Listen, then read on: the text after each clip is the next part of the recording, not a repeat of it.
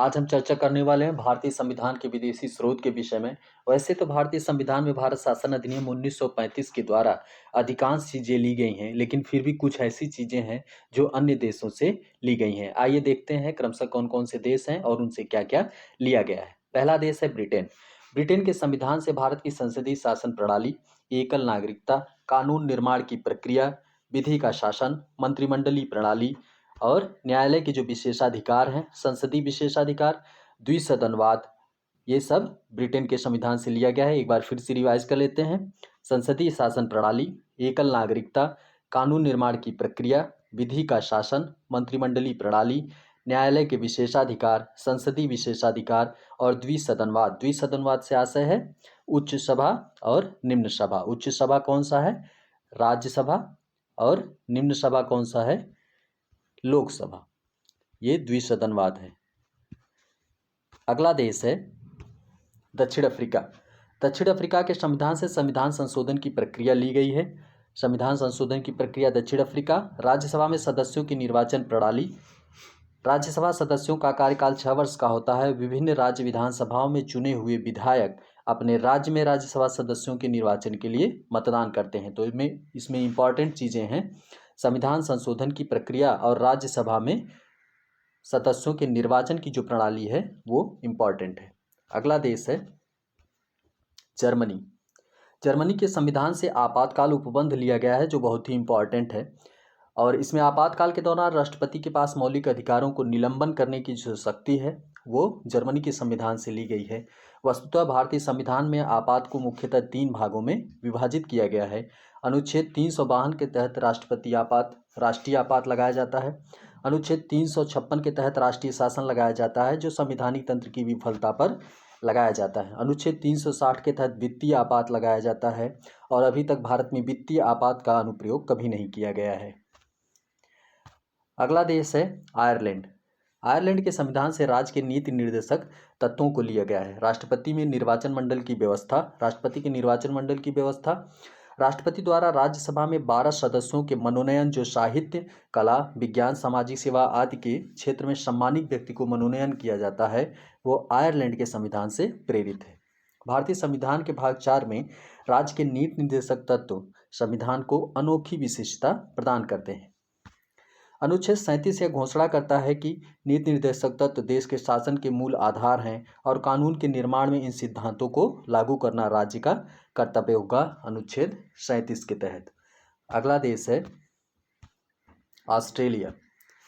भारतीय संविधान की जो प्रस्तावना की भाषा है वो ऑस्ट्रेलिया के संविधान से ली गई है। प्रस्तावना की भाषा ऑस्ट्रेलिया के संविधान से। समवर्ती सूची का प्रावधान ऑस्ट्रेलिया के संविधान से। आपको पता होगा 3 सूची हैं, राज्य सूची, केंद्र सूची और समवर्ती सूची। तो समवर्ती सूची है उसका प्रावधान ऑस्ट्रेलिया के संविधान से। केंद्र और राज्य के बीच संबंध, जो शक्तियों का विभाजन है वो और जो उनके बीच संबंध है, ये चीज़ें ऑस्ट्रेलिया के संविधान से।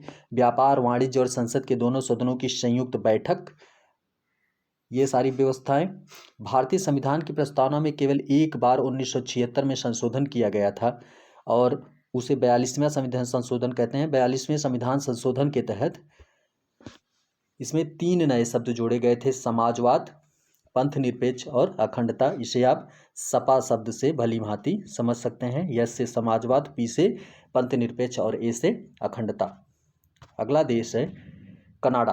कनाडा के संविधान से संघवाद लिया गया है, जो संघीय शासन व्यवस्था का प्रावधान करता है, वो कनाडा के संविधान से अभिप्रेरित है। केंद्र द्वारा राज्य के राज्यपाल की नियुक्ति, राष्ट्रपति का उच्चतम न्यायालय से परामर्श करना, ये उच्चतम न्यायालय से परामर्श का प्रावधान संविधान के अनुच्छेद 143 के तहत है। 143 143 का आशय आपको भली भांति प्रकार होगा। जब किसी का म्यूचुअल रिलेशन होता है तो 143 जैसे शब्दों का प्रयोग किया जाता है।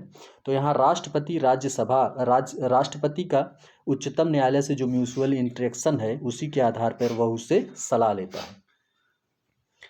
यूनियन ऑफ स्टेट शब्द की अवधारणा कनाडा के संविधान से ली गई है। अगला देश है सोवियत संघ। सोवियत संघ रशिया। भारतीय संविधान में मौलिक कर्तव्यों का जो प्रावधान है वो रशिया से लिया गया है। मूल कर्तव्य और प्रस्तावना में सामाजिक, आर्थिक और राजनीतिक न्याय का आदर्श तात्कालिक सोवियत संघ यानी रूस से। भारतीय संविधान की प्रमुख विशेषता यह है कि नागरिकों के अधिकारों और कर्तव्यों को यह संतुलित करता है। आपातकाल के दौरान भारतीय संविधान के भाग 4A में 42वें संविधान संशोधन 1976 के माध्यम से मौलिक अधिकार को जोड़ा गया था। अगला देश है जापान। भारतीय संविधान में विधि द्वारा स्थापित प्रक्रिया को जापान से लिया गया है। भारतीय संविधान में विधि द्वारा स्थापित प्रक्रिया का समावेश करके संसदीय संप्रभुता और न्यायिक सर्वोच्चता के स्वस्थ समन्वय को अपनाया गया है। विधि द्वारा स्थापित प्रक्रिया वह प्रक्रिया है जिसमें यदि संसद प्रक्रिया के तहत कोई कानून बनाए, फिर वह कानून भले ही उचित हो या न हो, लागू होने के बाद मान्य होगा।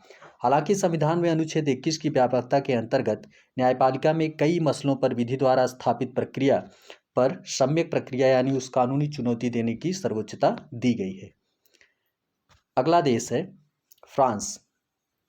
भारतीय संविधान में गणतंत्रात्मक और प्रस्तावना में स्वतंत्रता, समता और बंधुत्व के आदर्श का सिद्धांत फ्रांस के संविधान से लिया गया है। गौरतलब है कि भारतीय संविधान में इन तीनों को लोकतंत्र की आत्मा के तौर पर परिभाषित किया गया है। इसके बिना स्वतंत्रता की कल्पना संभव नहीं है।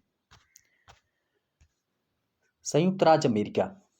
अगला देश है संयुक्त राज्य अमेरिका। भारतीय संविधान में संविधान की सर्वोच्चता का प्रावधान, न्यायपालिका की स्वतंत्रता का प्रावधान, निर्वाचित राष्ट्रपति और उस पर महाभियोग, उपराष्ट्रपति, उच्चतम एवं उच्च न्यायालय के न्यायाधीशों को हटाने की जो प्रक्रिया है, अनुच्छेद 360 के तहत वित्तीय आपात, मौलिक अधिकार, न्यायिक पुनरावलोकन की व्यवस्था, ये सारे के सारे जो चीज़ें ली गई हैं, फैक्ट जो लिए गए हैं, वो दुनिया के सबसे पुराने लोकतांत्रिक देश अमेरिका के संविधान से लिया गया है। एक बार पुनः रिवीजन करिए। भारतीय संविधान में संविधान की सर्वोच्चता, न्यायपालिका की स्वतंत्रता, निर्वाचित राष्ट्रपति और उस पर महाभियोग, उपराष्ट्रपति, उच्चतम एवं उच्च न्यायालय के न्यायाधीशों को हटाने की प्रक्रिया, अनुच्छेद 360 के तहत वित्तीय आपातकाल, मौलिक अधिकार, न्यायिक पुनरावलोकन की व्यवस्था को दुनिया के सबसे पुराने लोकतांत्रिक देश अमेरिका के संविधान से लिया गया है।